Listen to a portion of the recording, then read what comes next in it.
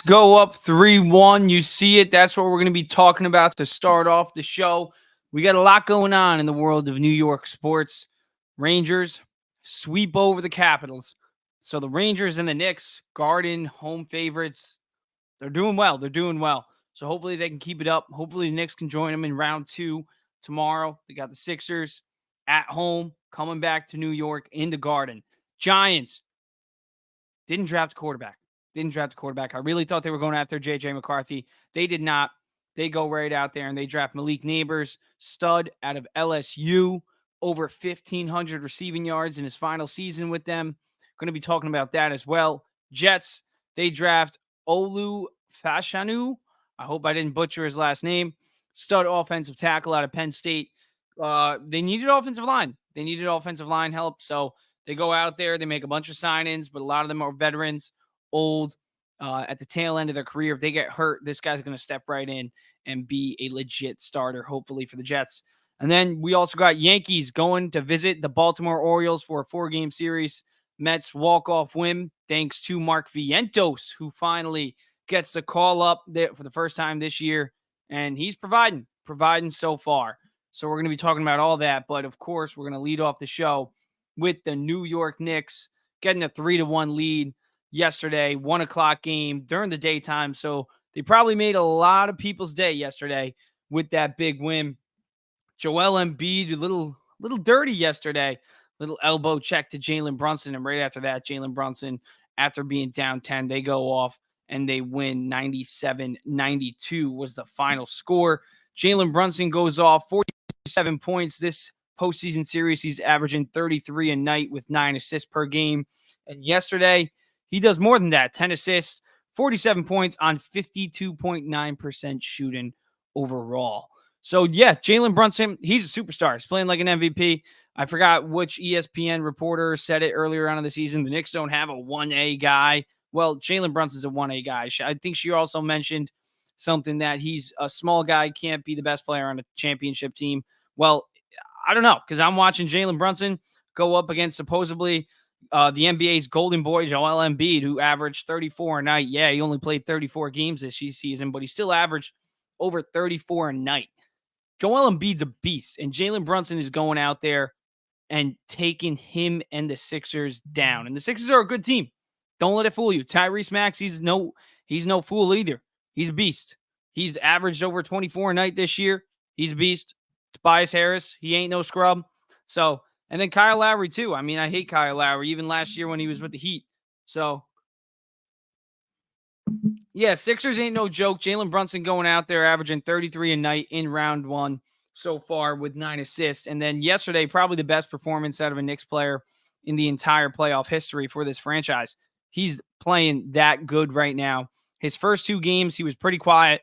And the last 2 games, he's erupted. He's played like Jalen Brunson. This is what Jalen Brunson has done since Julius Randle went out. So this is what Brunson needs to continue to do, especially if the other guys are picking it up too. OG Anunoby finally has a game that we needed to see out of him. 16 points, 14 rebounds, 3 blocks. On the defensive end, OG Anunoby was all over. He was guarding Joel Embiid a lot too, being a huge factor on the defensive side. That's why the Knicks traded for him. Be that defensive factor for you. And then he also provided on the offensive end as well. Obviously, not as much as Jalen Brunson. Jalen Brunson overshadowed everybody on the offensive end, scoring 47 points, taking all those shots, shooting 53% while doing those, though. So still credit to him. OG Anunoby, though, very good game on the offensive end. And obviously, the defensive side is where his bread and butter is. And that's what he did. 3 blocks from him. Josh Hart, first night this playoffs day. First game that he did not score over 20 points in the postseason. So what does he do? He gets 17 boards. Josh Hart was all over yesterday, even though he wasn't scoring too much. So, yeah, you got to give credit where credit is due. Josh Hart's been one of our most consistent players this whole entire postseason, and I think he's going to continue to do that. If he gives his 150% effort like he basically does every single game, I think Josh Hart will be a factor every single game. So, yeah, Knicks are getting it from everybody, too, because Precious Achiuwa had to step in. Mitchell Robinson was out. So what does he do? 19 minutes, 4 blocks, plus 11. Precious Achiuwa, if we didn't have him in that game, we wouldn't win. We wouldn't win. He played elite defense when he had to against Joel Embiid. I mean, that's what you need. That's exactly what you need. Just like the Knicks traded for OG Anunoby, Precious Achiuwa was in that trade. He didn't play the first 3 games, steps in, game 4, provides us on the defensive end a unit out there. 4 blocks, man. 4 freaking blocks from Precious. And then Miles McBride, of course, the young guy that every Knicks fan loves, the guy who lasted all the young trades. RJ gone, Grimes gone, Obi gone. Who else? Emmanuel Quickly, that one breaks my heart, but he's gone. He was defending us with Joel Embiid, chirping at him a little bit for us. Thank you, IQ, for that. But McBride survived all that, and McBride's the one that's been providing for us. This postseason, he's been playing very, very well. Over 20 points in game 1 this round, and then +8 on the defensive side. We all know what that McBride, just like OG, he's a defensive guy. Defense first. But still, on the offensive end, he ain't no scrub. So, got to give credit to him too. But Jalen Brunson, he's definitely the story of the game. He makes you think, can this team get to the Eastern Conference Finals? Can they get to the finals? They're up 3-1. So, yeah, Knicks in 5, I think so. If not Knicks in 5, it's going to be Knicks in 6. That leads me to believe the Knicks will be playing the Indiana Pacers in the second round. The Knicks are 1-2 versus the Indiana Pacers this season. Jalen Brunson did score 40 points in the one win that we did have against them this season.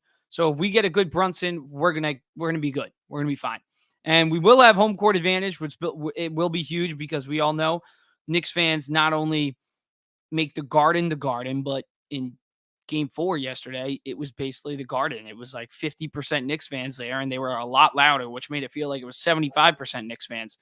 The Knicks fans travel. I wouldn't be surprised if they travel to Indiana too, especially with the ticket prices at the Garden. It's ridiculous. It's cheaper, actually, to go to an away game than it is at the Garden. But the Garden's still going to be rocking, and same thing on the road. Knicks fans are going to be traveling. They showed you yesterday, and I think it's going to be the same thing against the Pacers. I think we're going to be playing the Pacers. I mean, Dame's out. Giannis is out. Pacers are up. They got one more win to go, just like the Knicks. They're going to be in the second round. We're going to be facing the Pacers likely. So, yeah, I'm pumped for it because I think that's a good matchup for the Knicks. Even though we were 1-2 against them in the regular season, I think you throw a playoff scenario against us. I think Jalen Brunson steps up. Who's going to guard Jalen Brunson on the Pacers? Let's be real. Who's going to guard Jalen Brunson every night? And then Tyrese Halliburton, I think he can throw OG Anunoby at him. Thank God we have OG Anunoby during those few games that we did lose. We weren't missing Anunoby and Randall, one of those games. So you got to factor that in as well. So I think the Knicks going up against the Pacers in the second round, I'd say Knicks in 6. That would be my prediction right there. So that means the Knicks would be in the Eastern Conference Finals, probably against the Boston Celtics. So all this hope, it's real. Like last year, the Miami Heat, they were a tough team to play in the second round. The Indiana Pacers, the Knicks should win. They would be favored a lot. So the Knicks should beat the Pacers if they face them in the second round. Because obviously, being a New York sports fan, you got to expect anything.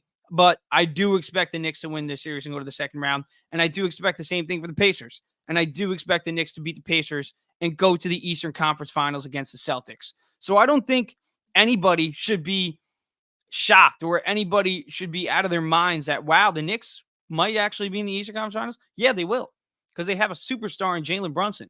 They have a good supporting cast, actually, even without Julius Randle. They have a good head coach, probably a great head coach, one of the best head coaches remaining in the playoffs right now. Shout out Tibbs. But when you look at this team, I see the only team that's better than them, I would say, in the Eastern Conference right now is the Celtics, and they can beat the Celtics. They beat the Celtics in the last week of the season. The Knicks are that good. They might be able to make the finals. The Knicks are one of the best teams in the NBA. Period. That's it. And a lot of it, yes, has to do with Jalen Brunson, but it also has to do with the coaching. It also has to do with the team building. So shout out Leon Rose as well. Because this whole entire supporting cast, top to bottom, it's there. You lose your second best player. You lose an all NBA power forward, and you're still the 2 seed. You still have a very, I would say, an easy road. It is an easy road to the Eastern Conference Finals right now. One more win against the Sixers, and then you go up against the Pacers. And yes, we were 1-2 against them in the regular season, but at the same time, we all know the Knicks are the better team. The Knicks should win that series. The Knicks should go to the Eastern Conference Finals. And after that, that's when it gets, whatever happens, happens. That's when we enjoy the ride. But right now, the goal should be get to the Eastern Conference Finals. The Pacers did us a huge favor. A huge favor. It's a very successful season for them. Getting to the second round of the playoffs, beating Dame and Giannis, even though Dame and Giannis didn't even play one game together in that series. Getting them in the second round is a blessing. That is an advantage. We have home court advantage. The Knicks need to use that advantage. Maybe even have a quick series, get a lot of rest going into the Celtics. But the fact of the matter is the Knicks have a path to the Eastern Conference Finals. And with that being said, the Knicks have a path to the NBA Finals. As crazy as it sounds, as much as a hot take as it might be, the Knicks should be NBA Finals contenders. They have the makeup of a championship team. They have it. They have a superstar. They have a great head coach. They have a great supporting cast. And they're like unique too. Because you look at the Celtics, what are they? They're offense. And yes, they're a great defensive team as well, but obviously they're offense. Jason Tatum is an elite scorer. Jalen Brown is an elite scorer. Drew Holiday is elite at the defensive end, but he's also just like OG Anunoby. He can put the ball in the basket. And OG Anunoby, I'd say Drew Holiday is a much better scorer than him. Kristaps Porzingis as well, just a unicorn. So they're going to be a tough team, obviously. But the Knicks, what do they do great? They play defense, offensive rebounds, second chance opportunities. That's what they do well. I really do believe that this Knicks team can beat the Boston Celtics in the Eastern Conference Finals. And I think they can make the NBA Finals. And if we play the Nuggets, we're screwed. But if we play any other team, the Knicks might just be NBA champions. Knock on wood. Knock on wood. But if we did do it, we did do it. If we did face any other team, I say, besides the Nuggets, I think the Knicks could win the finals. The path is there. The road is there. The opportunity is right there. We have a superstar. We have a great head coach. We have a great bench, great supporting cast, even without the second best player. We have a second round matchup, potentially. We have a second round matchup that is a blessing. The Indiana Pacers ain't no super team. They're a step down from the Philadelphia 76ers. Use that to your advantage. Let's get to the Eastern Conference Finals, and let's see what happens after that. I'm excited. You got to love what you see out of the Knicks. Jalen Brunson definitely should be in this MVP conversation at the end of the year. I'm not saying he should win the MVP, but damn, he's good. He's good. He's a superstar. He's definitely a 1A. He's definitely a small guy that can lead a team to a championship. I would say so. Because what he's doing this postseason, what he did last postseason, what he did with the Dallas Mavericks when Luka went down, he's showing you that he's a championship player. 33 a night so far in round one. 9 assists. And everybody's talking crap. They got Embiid whining, oh, the refs suck after the game 2 loss. Game 3 loss. Game 2 loss. Whining, oh, the refs suck. And then yesterday, oh, well, it's the Sixers fans' fault. They didn't show up. It was basically a Knicks home game. Well, maybe it's because your own fans don't want to see you. And people want to see Jalen Brunson. And you elbow him. You throw as much physicality that you can at Jalen Brunson. And it won't stop him. It won't stop him. if anything, it makes him better. He's gotten better as the more physical the game has gotten, the better Jalen Brunson has gotten. He ain't scared. Brunson was built to play in New York. He is showing that. I think he might go down as one of the best Knicks, if not the best Knicks of all time. It remains to be seen. He already had the best playoff game a Knick has ever played. What he did yesterday was better than any other Knicks player ever. And he has a chance to get this team to the Eastern Conference Finals. He has a chance to take this team to the NBA Finals without his second best player. A lot of basketball left, a lot more games left to win to get there. But who knows? Who knows what Brunson and the Knicks could do? Like I said, look at the supporting cast. Look at the numbers. Pressures Achua. 4 blocks, man. 4 blocks coming in. I think that shows you how good of a coach Tibbs is. You got guys like Miles McBride, a guy who he really wanted the Knicks to draft too. He really wanted the Knicks to draft that guy. They got him, and he's providing for him a few years later. So good for Tibbs. Good for the Knicks. Good for Brunson. Good for New York, man. Good for New York. Let's go Knicks, man. Let's go Knicks. Let's finish this game up. Let's finish this series up in 5 games tomorrow night. At home. At the Garden. Brunson shot 52% from the field on the road. The last one to do this was Jordan. Whoa. Wow. Shout out Tekla, Rory, Williams, Frankson for that stat. If that is true, which I'm going to take your word on it, I'm going to say it's true. That's insane. That's got to show you how good Jalen Brunson is. Jalen Brunson is a dog. Jalen Brunson is a superstar. Out of the remaining superstars in this playoffs, look at them. It's Nikola Jokic, Anthony Edwards. I think Jalen Brunson is in that top 3. Luka, he's there. Maybe he's in the top 5. I'd say Luka. Yeah. Sorry. I love Brunson, but I'd say he's better than Anthony Edwards, though. I'll say that. I still think Anthony Edwards has a higher ceiling. I'll say that. I'm not going to be too unrealistic, but I think right now I'd rather Jalen Brunson. Right now I would rather Jalen Brunson than Anthony Edwards. So, yeah, I'd still keep Brunson in that top 3. I'd say Brunson, Luka, and Jokic. And then obviously you got who else we got in the postseason still. Edwards, yes, he's a stud. Karl Anthony Towns, he's playing good. Even the Clippers series is still tied, so they still could come back. Paul George playing great, 33 points in the most recent game last night. So you still got some good players left in this postseason. Donovan Mitchell, he's up there. But Jalen Brunson is definitely a top 3 player in the postseason. Definitely does help that Giannis is out.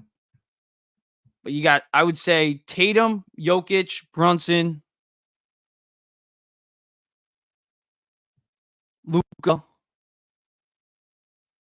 And I throw in Edwards. That's my top 5 in the playoffs right now. Yeah, Nick Nurse kept running the same pick and roll plays. And one thing that Nick Nurse also did, he gave Jalen Brunson a lot of room. They gave Brunson a lot of room. The amount of mid-range shots Brunson had in that game was insane. Even Embiid, they were playing a lot of drop coverage on him. I do not know. I do not know why the Sixers would play drop coverage on Jalen Brunson. You just gonna expect him not to take advantage of that? You swarm him in the first 2 games, and what do? You play pretty good. Jalen Brunson was controlled in the first 2 games. Then they take a step back from that, and Jalen Brunson goes off. I think he had 39 in game 3 and now 47 in game 4. So, yeah, I agree. Nick Nurse, he is being very predictable right now. Giving Brunson those open shots, too. I think you got to take that into account, too. Tom Thibodeau is really out-coaching Nick Nurse this series. He is out-coaching Nick Nurse.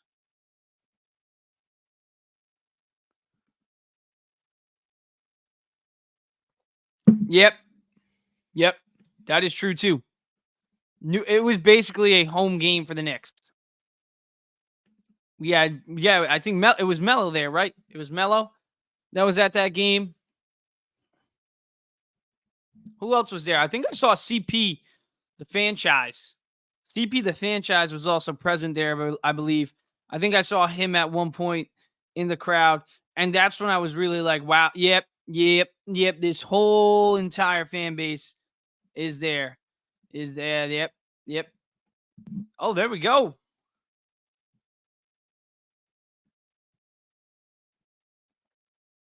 Yeah, CP was there. It was pretty cool to see him get a little ESPN light. Throwback to when he told Max Kellerman that the Knicks are for real in the 2020-2021 playoffs. And now, a few years later, I mean, back in the day when we had what? Elfrid Payton, Reggie Bullock, and now we got Jalen Brunson, Dante DiVincenzo. Instead of RJ Barrett, we got OG Anunoby. And I loved RJ, but OG Anunoby is better. He is better. No Randall. And that hurts, but Josh Hart ain't no scrub either. And then Isaiah Hartenstein. And then we got Mitch off the bench, hopefully soon, if he gets out of that boot. Screw Joel Embiid. Little freaking crybaby.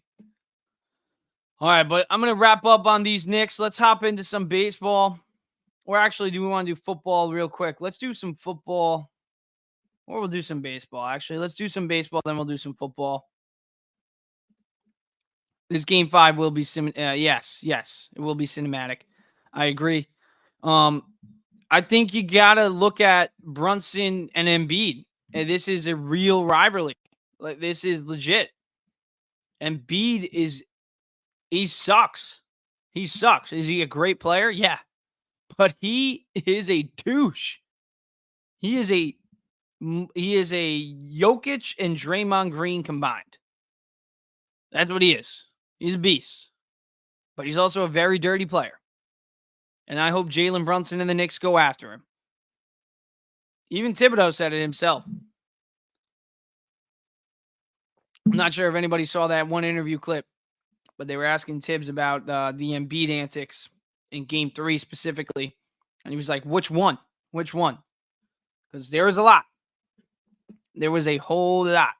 But Knicks get a chance tomorrow to wrap up this series once and for all, put the Sixers in the rearview mirror, and hopefully focus on the Indiana Pacers in the second round, and hopefully take advantage of a hopefully easy matchup. I'd say it's an easy matchup. I think a lot of fans would agree with me in saying that it's an easy matchup against the Pacers. We still got to get there, but it's a very good chance that the Knicks will be playing the Pacers in the second round, and the Knicks have an opportunity to take a huge advantage for them. Get to the Eastern Conference Finals. The chance of we want Boston, we're coming after Game 1. If you really want Boston, take advantage of that second round matchup against Indiana and get to Boston. Get to Boston and maybe even the finals. Who knows? Let's talk some Mets after this quick break. But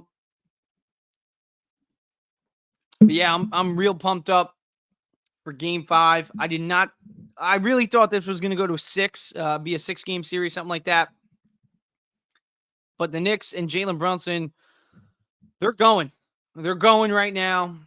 I mean, in that, I think let's look at the box score yesterday. Because they really took off in the second half. They were kind of getting roughed up. Yeah, 30-27 in the third quarter, 20-16 in the fourth quarter. I mean, holding the Sixers to 16 points. I saw another stat today, like Joel Embiid so far in this playoff series, he's only got like 1 rebound total in the fourth quarter. Could be 2, could be 1. I'm not too sure. Go fact check me though. But point is, Embiid, he ain't doing squat on the rebounding end. So I'm looking at the Knicks, and I'm looking at them not just as a team that can win a first-round matchup against a good Philadelphia 76er team, but I'm also looking at them as we might get the Indiana Pacers in the second round. It's a really good opportunity to go to the Eastern Conference Finals. Just saying. Just want to put that out there. Let me know in the comments if you think that the Knicks can just do that and get to the Eastern Conference Finals and get to the Philadelphia 76ers. All right, we're going to take a quick break. And then we'll get right back into some New York Mets. So we'll take a quick break and yeah, we'll get back into it.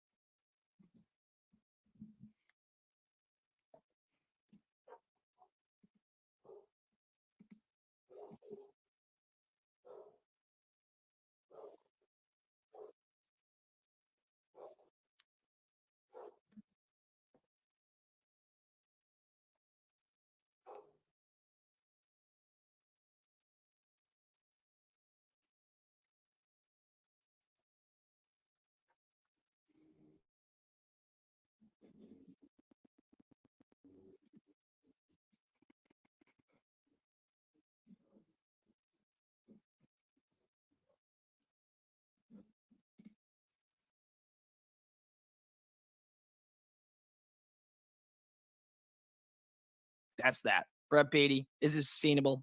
More and more each day, I think it is. Francisco Lindor is slowing down. Should we be worried? I don't know. He started off the year hot. Let's go over his numbers right now. He's only got a home run so far in 12 games, 267 batting average. So it's not too shabby, 720 OPS, but he's a guy just a few weeks ago who had a batting average of 379 when he was in the Cincinnati series. So he was getting off to a great start. It's slowing down a little bit, but I don't think we should be worried. I mean, we saw it last year. He has up and down flows. Maybe he can kind of have less down flows this year and more up flows, and he's going to give you some pop. He's not going to be a 300 hitter. He's going to be a 260, 270, 280 would be great, but that's what he's going to give you, and he's going to give you 30 plus home runs this year. I still think Francisco Alvarez can hit 30 plus home runs this year, but Starlin Marte hitting in the 2-hole again like he did in 2022 when we won 100 games. I saw Eddie Presley talking about it last week on Mets Morning Brew or Mets Evening Brew. He's talking about it, how Starlin Marte was kind of the X factor for the Mets in 2022 because Mets were playing great when they had him. He goes down, and that's when the Mets kind of started to go down.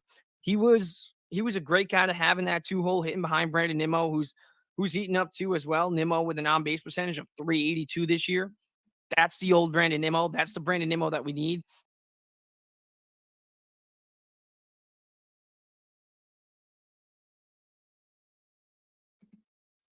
All right, let's get back into this. The New York Mets, man. The New York Mets. Let's talk about them. Most importantly, one guy I do want to get into is really three guys on on the screen that you see right there. That's actually who I really want to get into. Let's talk about them. Most important. I mean, first off, and I think most importantly, let's talk about I think the Knicks' most important player right now, Edwin Diaz. Edwin Diaz is going off. 0.93 ERA. Yes, only 9.2 innings, but only one earned run allowed so far this year. 4 saves, 14 strikeouts. Edwin Diaz is back. Edwin Diaz is the glue of this team. He was the glue of this team in 2022. I think he's the reason that the Mets, Jesus, orange and blue teams get me confused. But Edwin Diaz, he's the reason that he was a big reason why the Mets won 100 games in 2022. And now he's going to be a big reason why this team gets a wild card berth in 2024. Edwin Diaz is very important. He's a game changer to have in a bullpen because he gives you a lot of flexibility. We saw Buck Showalter really use him a lot in 2022. And same thing in 2024 so far. Mendoza, I think he's done a really good job of managing this bullpen, picking and choosing when to put Diaz in. And Diaz has so far I think he's looked really good. I think he's the best he's ever looked so far in his career. So Diaz, I'm really excited with what he's done so far. Even though it's a short stint, Edwin Diaz looks the best he's ever looked. Reed Garrett. Let's talk about Reed Garrett, because Reed Garrett, a .61 ERA, coming out of nowhere. We signed him in the offseason. A lot of Mets fans were excited about that. 27 strikeouts in 14.2 innings. That's insane. That is just insane. That's an insane number. I think he's pitched better than Diaz. I don't think he is better than Diaz. I don't think anybody thinks that. But Reed Garrett is doing unthinkable things right now. He's doing video game numbers right now. He's literally pitching video game numbers. 27 strikeouts, 14.2 innings. Just take a second to realize how impressive that is. So you got to give credit where credit is due. That's my favorite line to say. Credit where credit is due. You got to give credit to Reed Garrett coming out of nowhere. I think if he continues this, he's going to be that eighth inning guy. He's going to be the setup man that the Mets need. The Mets bullpen has done great. The pitching staff as a whole, 3.56, eighth in MLB. They're doing great. They're doing great. Mets got to keep it up. Pitching is something that we thought the Mets lacked headed into the season. So far, it's been a strength. If they keep that up, get to the deadline above 500, maybe acquire some more pitching, whether it's a starter or a reliever, the Mets could use either one. Let's be real. Even though they're doing great so far, they could use more. And Kodai Senga coming back should help the rotation, but they could use another starter as well, yes. And same thing on the relieving end. Yes, Reed Garrett's pitching great. Yes, Diaz is Diaz, but you can still use another arm. But if they keep it up, they get to the deadline above 500, I think the Mets have a real good shot at getting to the wild card. And that's thanks to two guys, most importantly, Reed Garrett with the .61 ERA, and then Edwin Diaz, .93 ERA. Let's talk about the offense. JD Martinez has arrived at Queens so far, 333 batting average in 3 games. I think he went 2 for 4 in game 2, 1 for 4 in the first game, I believe. Yeah, but JD, I mean, he's a guy who hit 271 last year, hit 33 home runs, 103 RBIs. I expect him to be a staple in this Mets lineup as a designated hitter. 36 years old, hitting 5th for us probably all year. So hopefully Martinez can provide some more pop in the middle of that lineup and provide some protection for Alonso and Lindor, because goddamn, they need some. They do need some. Can Francisco Lindor turn things around right now? He's hitting in the low 200. Obviously, his numbers aren't that good, but in the last 15 games, he is starting to heat up a little bit. 293 batting average, 921 OPS, 4 home runs. We'll talk about Pete Alonso, his 200th home run as a New York Met, first Met to ever do that. We're going to be talking about that in just a second, but let's stay on Lindor for just a second. Went 1 for 3 yesterday with an RBI, hit that home run, but he also struck out. No, he did not strike out, actually. Worked 2 walks. So Lindor starting to heat up a little bit. I guess you could say that because, I mean, the numbers say that. And a lot of people, Lindor's a touchy subject because obviously Lindor's a fan favorite. I think nobody should trash him as a human being, obviously. But listen, do his numbers suck? Yeah, he's batting .202 with a 290 290 on base percentage. That's not good. That's not who Francisco Lindor is. Does that mean he sucks? No, he's still Francisco Lindor. He's still going to go out there and hit 293 in his last 15 games. He's still going to have a 30-30 season like he did last year. Is he going to hit 30 home runs this year? I don't know. But he might. He's Francisco Lindor. When he's at his best, he's a top 3, top 2, maybe even top shortstop in baseball. He's that good. So Francisco Lindor, he's going to get going. And the Mets are 14-13. They're above 500. Not many people expected them to be 14-13, even though 14-13 to some Mets fans isn't that good. A lot of fans, a lot of people, a lot of smart baseball minds didn't expect the Mets to be 14-13. And they're doing that without their best player playing like himself. And these past 15 games, he has played like himself. So my takeaway so far in Francisco Lindor is we're fine. We're fine because he's fine. Is he hurt? No. All right. That's it. He's going to get going. And when he does, he has been last 15 games. Look at it right there. 921 OPS. He's getting going. The Mets are going to get going even better. So that's my takeaway on things. Do his numbers suck? Yeah, they do. You can't say that they don't suck. But does that mean he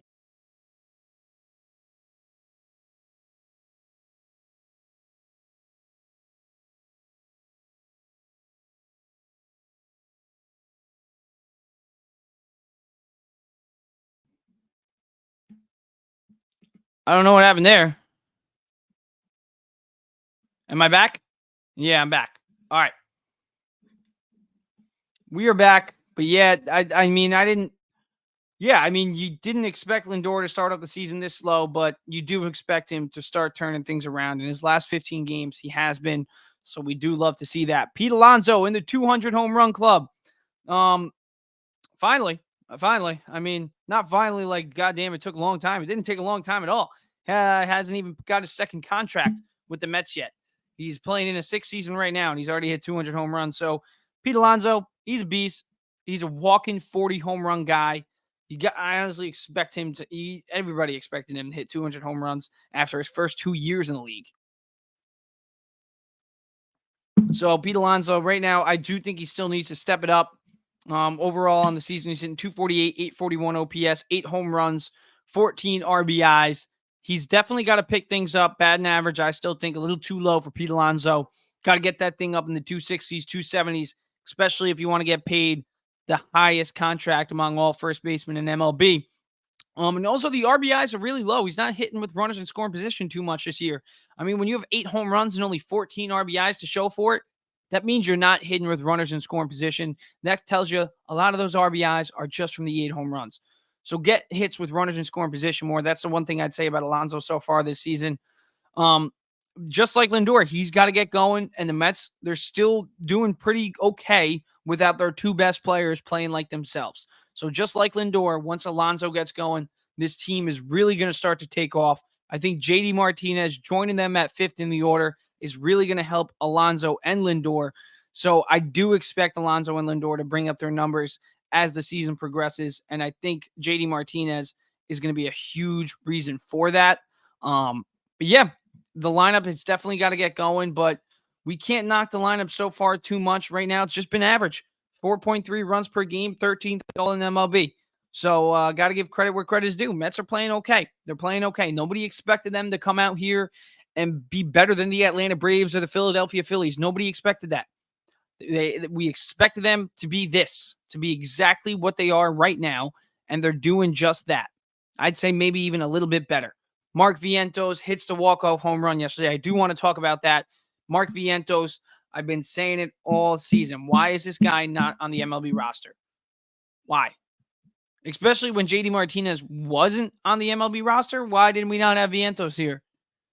Didn't make sense to me. He was hitting outrageously good in the AAA, and I think it was it's been Hector. Shout out Hector from Washington Heights on Twitter, host of Blunt Thoughts on Twitter. Well, X, I should say. He was a big proponent of Vientos too.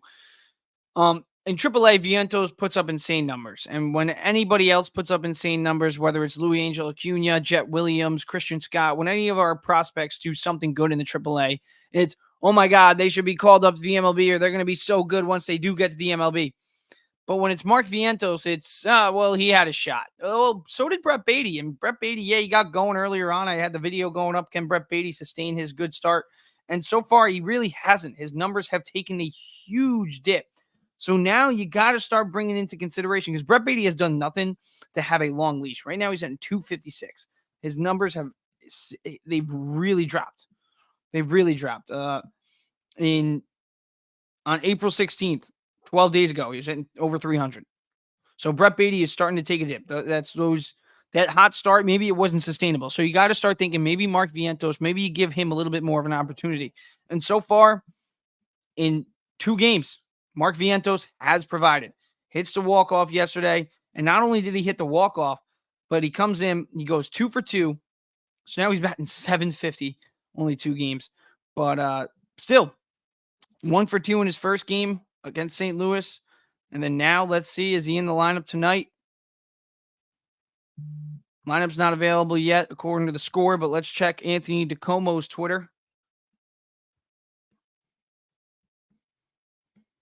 Come on, DiComo. The Mets are wearing their City Connects. Okay, cool. Here we go. Here's the lineup. Hey, Mark Vientos made the cut. Lineup tonight against the Chicago Cubs. We're going for a 4-game series against the Chicago Cubs. We got Severino on the bump. We got Nimmo in left, Lindor at short, Alonso at first, JD Martinez hitting cleanup at the DH spot, Jeff McNeil at second, Tyrone Taylor in right, Vientos at third, Bader in center, Tomas Nido behind the dish. And we see Starlin Marte getting the day off, probably a much-needed day off. I mean, get him his rest days, yeah. He's doing good so far this year, so got to give credit where credit is due. My favorite line, of course, to Starlin Marte. He deserves some credit too. But Severino, I want to talk about Severino. Vientos finally getting his opportunity. That's very nice. I love to see him in the starting lineup tonight. I would love to see him go off as well, especially against a former Yankee and Jameson Taillon, left-handed pitcher. Going to be a good right-lefty matchup for Vientos. So hopefully Vientos can take advantage of that and continue the hot start for himself, at least. Severino, he's been pitching pretty good over his last 4 games. So far, he hasn't let up over 3 earned runs in any of his starts in his last 3 games. So far, 2.05 in those 2.05 ERA in those last 4 starts. Overall in the year, he's got a 2.67 ERA, 2-2 across 5 games. Severino, I think he was a very interesting signing for a lot of Mets fans because obviously last year he sucked. Injuries were a big part of that. But in 2022, he was actually pretty good. In 2021, he was okay. In 2019, he was obviously really good. One of the best pitchers in the American League. So it's a wild card signing. And so far, I think the Mets have seen the good side of the wild card. We can't see as long as he shows us the good side of the wild card, it's a good signing. Can he be a surprise ace? We'll find out. We will find out. It's going to be a 6th start of the season. It's going to be a good chunk. 6 MLB starts is a good chunk to look at. So I think Severino, I'm going to find out, are these last 4 starts something to really be excited about and get excited about? Or is it just something? Is it just a glimpse of the past? If Severino has a good start tonight against the Cubs, I think we got to start thinking about this guy as a potential ace this year. Could be a hot take. I don't know if it is. Maybe I'm outrageous for thinking this. But I think if Severino has a good start tonight, we got to really start thinking, is this guy back? 6 innings in his last start, 3 earned runs, 1 earned run in the 3 starts before that each. So the 2.267 ERA in 5 starts, yes, 5 starts, but still pretty good. And the last 4 starts, only 1 earned run, 1 earned run, 1 earned run, and then 3 earned runs across 6 innings. Severino's pitching really good. And if he continues it tonight, we have to start talking about this guy as maybe he's back. Maybe he is back. Maybe David Stearns found lightning in the bottle. Who knows? I'm excited for it. Mets right now, 14-13, 3rd in the East. The NL East. You know, like I said, nobody's expecting them to win the division. Nobody's expecting them to win the division. But keep winning series. That's what they've kind of been doing so far. So stay above 500. Don't go to 500 today, please. Got to win. Severino needs it. Mets need it. Let's go Mets tonight against the Cubs. Yankees entering a big series against the Orioles. Orioles 17-10 on the year. Yankees 19-10, first in the AL East. Orioles are second in the AL East. So the Orioles are looking to take that jump over them. And Yankees, luckily, they're getting an Aaron Judge. Well, hopefully they're getting Aaron Judge going right now. Yesterday goes 3 for 4 with a home run and 3 RBIs. Judge overall on the season not doing too well, just like Lindor, the other star in New York. 211 batting average, 6 home runs, only a 7.77 OPS in 29 games. So Judge needs to get going. Yesterday he was going 3 for 4 with that home run. Hopefully the Yankees get that Judge, because if the Yankees get that Judge, then the Yankees, the 19-10 Yankees right now looking like the best team in baseball, the Yankees will really get going, because Juan Soto is playing like an MVP. He's playing like Juan Soto. He's having the best start of his career so far.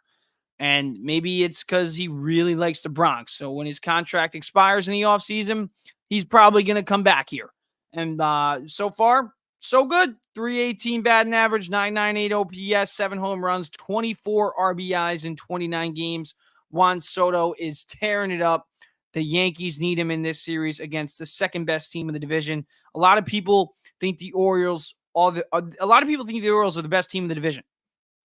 The Yankees have a chance to squash that. A real good chance to squash that going into Baltimore and shutting a lot of haters up into this series with the Orioles. And Juan Soto, I mean, you brought him here to not only be the best team in the division, but be the best team in baseball. So show the Orioles that tonight.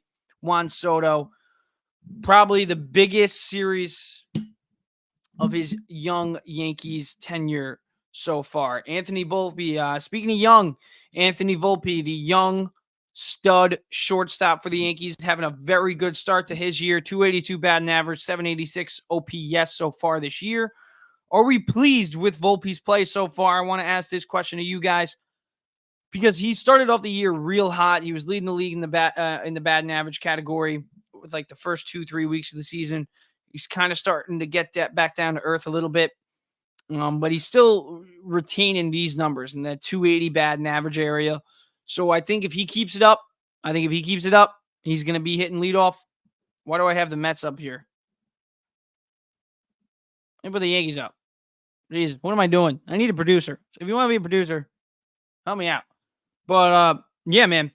Anthony Volpe, he's playing pretty well so far, relatively pretty well, hitting at the top of the order. And if he continues this and Judge gets going, then the Yankees are going to really take off.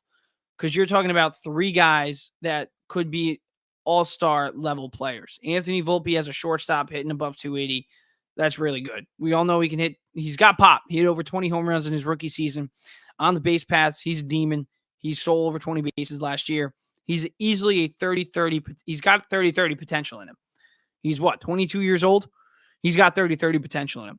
And Aaron Judge, we all know when he's healthy, when he's at his best, he is the best. That's why he hit 62 home runs in 2022. I think a lot of people forget that.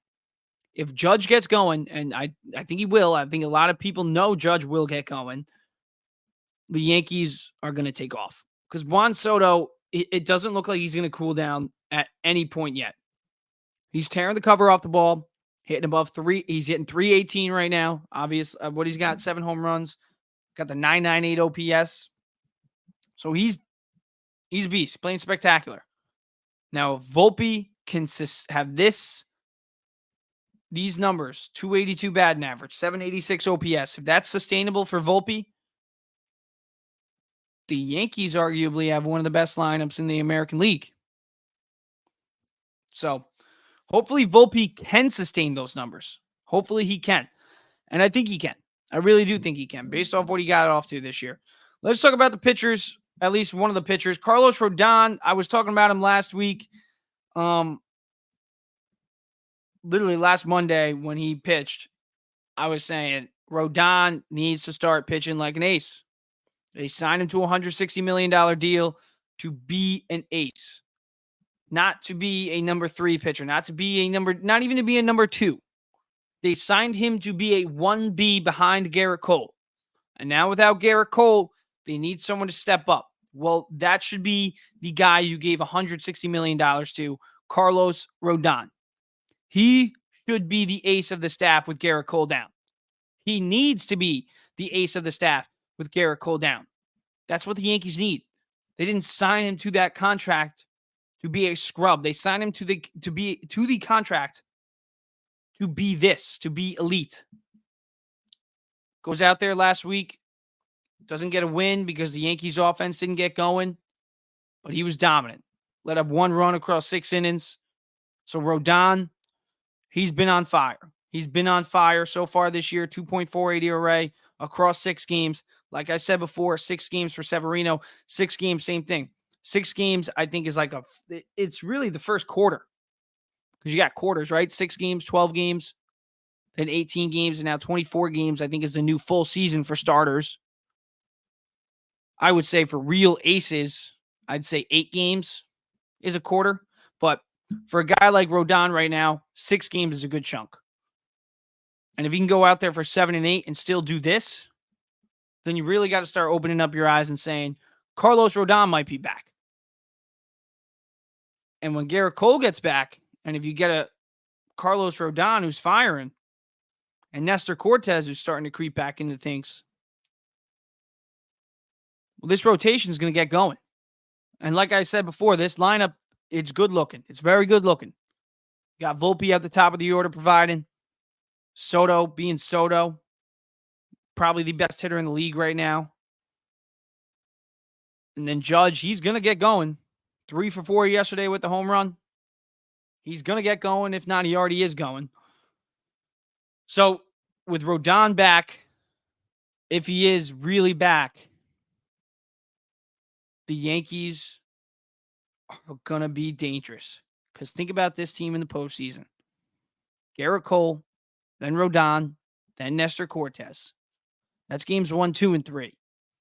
And then the lineup would be Volpe, Judge, Soto. Ooh. And whoever they get at the deadline, if they make a trade at the deadline for anybody. So, yeah, if Carlos Rodon and Anthony Volpe, those are the two guys that I'm looking at the most over these next few weeks for the Yankees. Obviously, Aaron Judge, you're looking at him to pick things up, but that's expected. He will pick things up. If Anthony Volpe and Carlos Rodon continue what they've been doing, this track all season long, Yankees will be one of the best teams in baseball, just like they are right now. So, yep, that's that on the Yankees. That's that for baseball today. We're going to wrap up the baseball talk. We're going to talk some football.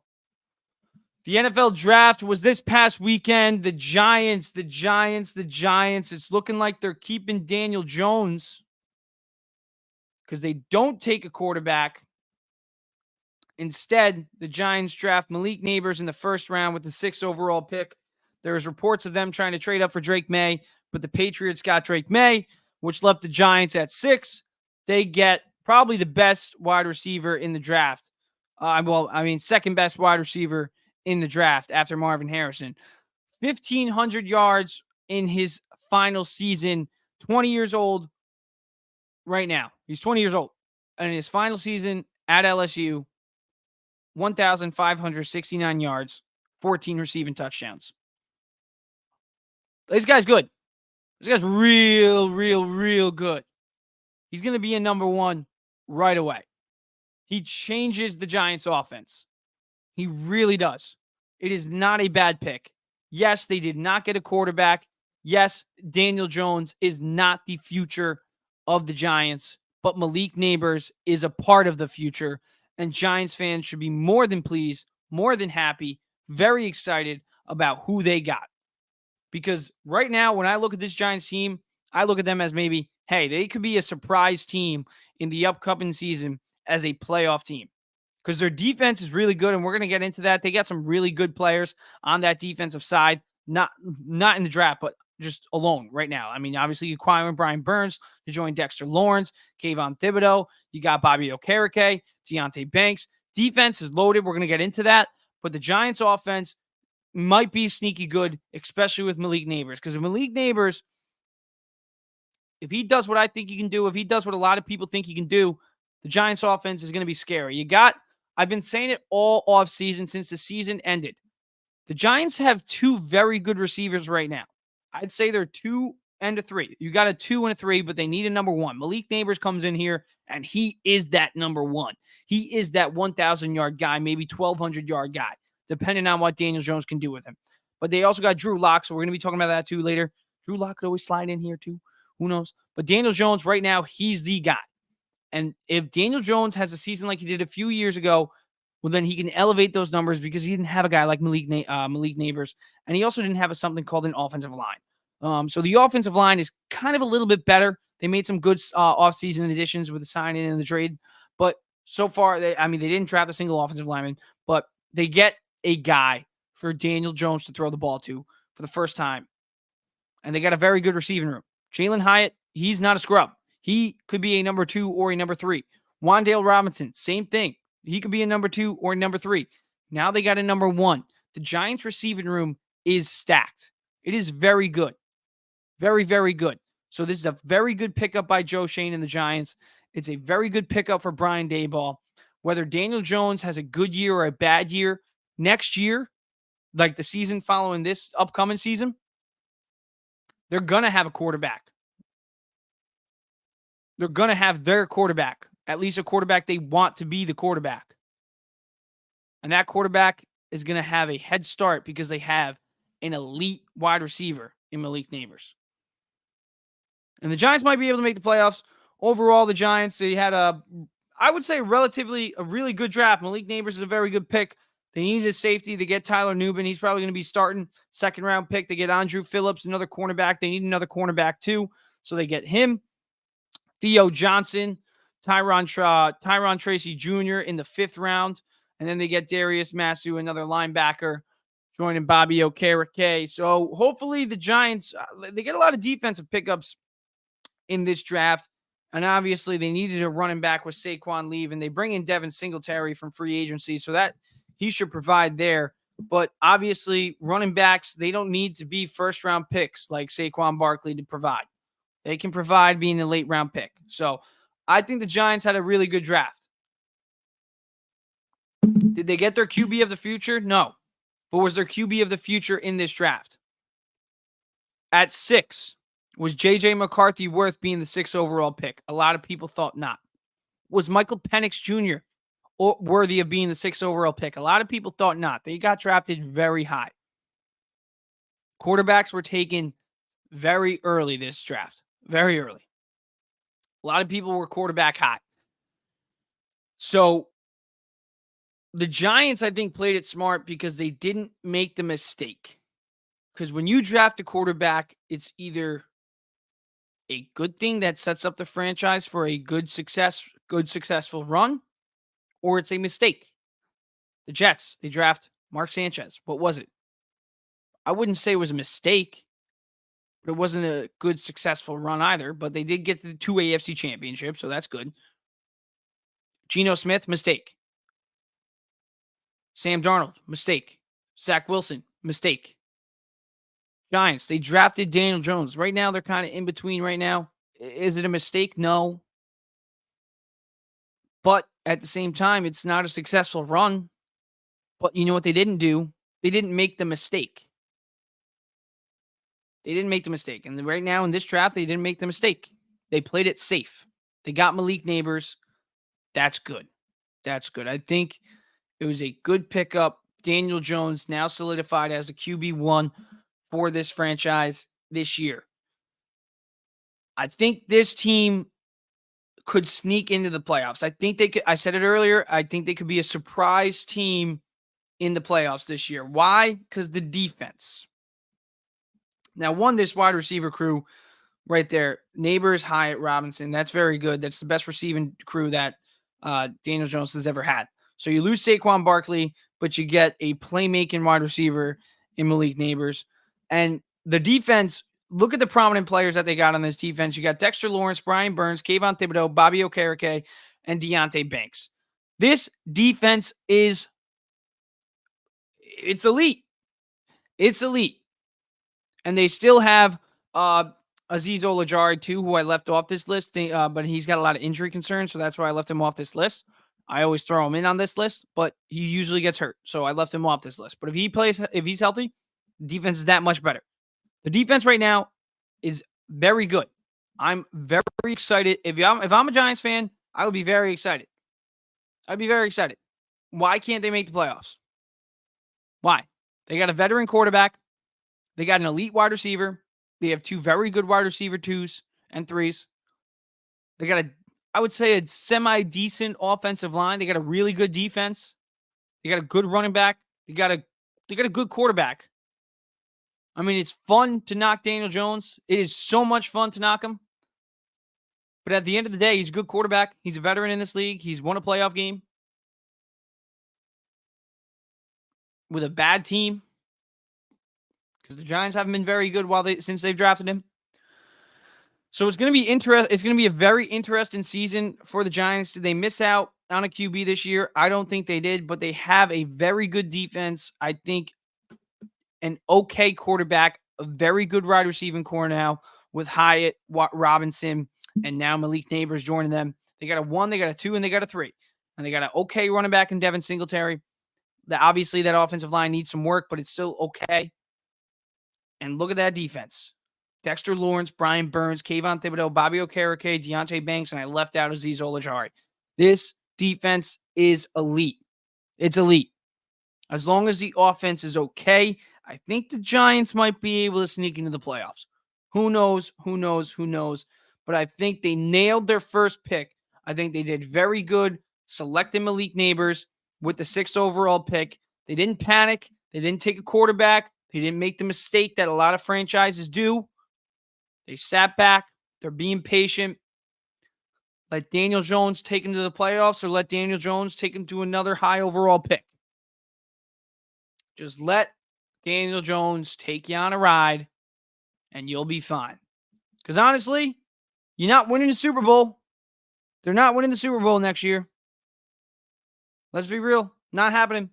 So if you make the playoffs and you go 9-7, or 9-8, I should say, great. If you suck and you go, 2-15, then guess what? You get a very nice draft pick and you get that quarterback. But either way, the Giants are in a very good spot. They're in a very good spot because they got a sick defense. I'll put it up one more time. Sick defense. And now they have a sick wide receiver 1. All they really need is a QB and an offensive line. That's it. And they might have a good enough QB to take this team to the playoffs. Who knows? Who knows? Giants are in an interesting spot. Definitely in an interesting spot. Let's talk about the Jets, though. I do want to talk about the Jets. The Jets go out there, and I think just like the Giants did, I think they nailed their first round pick at number 10. At number 11, they trade back to 11. They allow the Vikings to take the number 10 pick, and they fleeced them. But the Jets trade back. They get Olu Fashanu out of Penn State, offensive tackle, stud, 3rd offensive tackle taken in the draft. So far now, the Jets' offensive line additions have been there. Last year, what was the biggest hole? The biggest hole was offensive line. Our offensive line sucked. You need to protect number 8. What do? You get guys that can protect number 8. Tyron Smith, Morgan Moses, John Simpson, and now Olu, not Ali. Olu, that's my bad. Olu Fashanu out of Penn State, going number 11 for the Jets. I think it was a big pickup. I think a lot of people were looking at the Jets to maybe take Brock Bowers, and he was available. He was there to take, but the Jets didn't take him. They take a guy who could step in there in case one of these veteran guys, and Tyron Smith, Morgan Moses, or John Simpson gets hurt, which is very likely. A lot of them, besides, I think it was Morgan Moses, was the only guy that played in every single game last year. Could have been John Simpson. I'm not too sure. One of those two guys. But Tyron Smith, he's missed a few games the past few seasons. So you got to get a guy that can back him up. The Jets need depth on that offensive line. So they go out there and they select someone who's going to be there, hopefully for a long, long time and be a factor. And now I'm looking at the Jets O-line as, they got some good veterans, but they also have some really good young pieces. Joe Tippmann at center, Elijah Vera Tucker at guard, and now you bring in Olu Fashanu out of Penn State to be your offensive tackle. I think it sets up the Jets for the future and for now, because he's not going to be expected to be a stud this year. The Jets got guys that they expect to be studs already. But if he comes in, great. He gets to get the experience. He gets to learn. I think he'll probably play great. He's 6'6". He's a beast. He's got size. He's got strength. So I do think he can step in and make an impact right away, but he also doesn't have to. So I think that's an advantage for the Jets. I think it's a great pick. And they need an offensive line. They needed offensive linemen badly. Last year, they got sacked. Quarterbacks of the Jets got sacked, whether it was Zach Wilson, whether it was Rodgers, who went down because the offensive line was terrible. They needed an offensive line, and they got it. They got it. I would love Brock Bowers, but we also have Tyler Conklin. So we got someone who's going to set us up for this year and a lot more. They also go out there and they select some more guys. Obviously, it's not just one pick that you get in the draft. You get a few. So they get Malachi Corley. They get Braylon Allen, running back. I like this one, Jordan Travis out of FSU. That's someone who I want to talk about soon. Isaiah Davis, another running back. Quantez Stigers, I think I want to say. Is that how I pronounce his last name? Jalen Key, defensive back in the 7th round. So we get 3 5th-round picks, and out of the 3, I think Jordan Travis is the most interesting one. I think Jordan Travis might be the most interesting pick because he goes down in the later part of the season for FSU. But one thing he did very well at FSU was he ran the ball well. And 2, he didn't turn the ball over a lot. Only 7 interceptions across his past 2 seasons and 44 total touchdowns. And the Jets have obviously drafted Darnold, 3rd overall, Wilson, 2nd overall, Geno Smith was 2nd round pick, Sanchez, 1st round pick. And they all just play basically right away. Zach Wilson played right away. Sam Darnold played right away. And what happened? Zach Wilson, he's in Denver. Sam Darnold now with Minnesota. So it's not working out too well drafting a guy and throwing him right under the fire. But now they get a guy in Jordan Travis who has a lot of, I'd say, a very similar playing style to Tyrod Taylor. He's not going to throw the ball for 4,000 yards. But what is he going to do well? He's going to use his legs well. He's going to make smart decisions with the football. He's not going to turn the ball over a lot. So maybe it was a good selection for the Jets taking Jordan Travis because they do need a young quarterback. Aaron Rodgers is 40 years old. Tyrod Taylor he ain't getting any younger either. So they do need a young guy. So Jordan Travis, I think, is a good young guy to have. He's a good young guy to take a chance on. Coming off an injury, so he's not even going to be expected to play first day. I don't think any team that he went to was going to be expecting him to play. So he's going to need time. He's going to be a project. So that's a good project. An interesting one. Do I expect him to be freaking Tom Brady, Dak Prescott, Tony Romo? No.